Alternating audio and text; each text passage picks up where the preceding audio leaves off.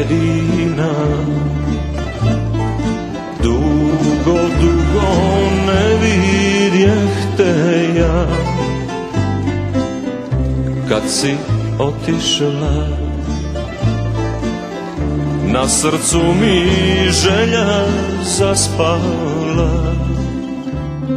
Srećemo se jednom, majko, među zvijezdama.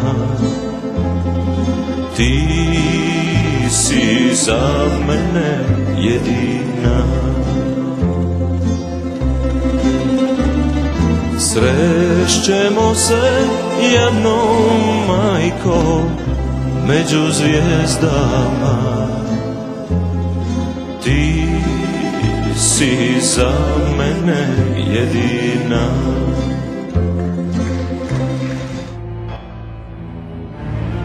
Zagrebačkom je naselju Sesvetama traje policijski očevid nakon krvave pljačke banke. Ubijen je policajac i četvorka. Rano s proljeća naša trešnja cvijetom odsvala. Noć kad spusti se, oči tvoje u njoj sjede se.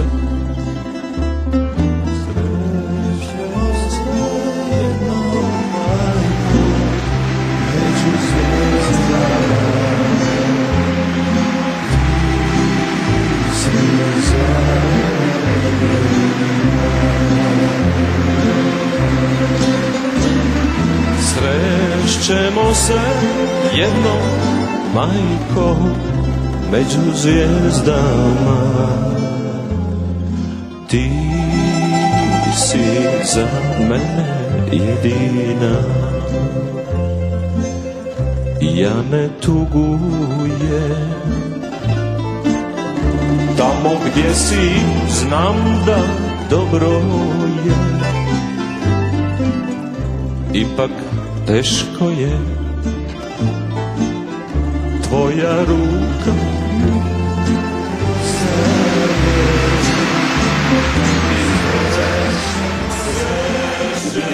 Samo zato je hrabro, pošteno i dostojno obavljao svoj posao.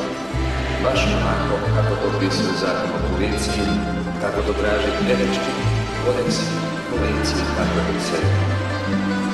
Pucanje policajca, pucanje u predstavnika zakona, pucanje u državu, prije svega u pravnu državu, čije zakone policija provodi, koje je sprovodio Ivan i koje teži velika većina građana Hrvatske.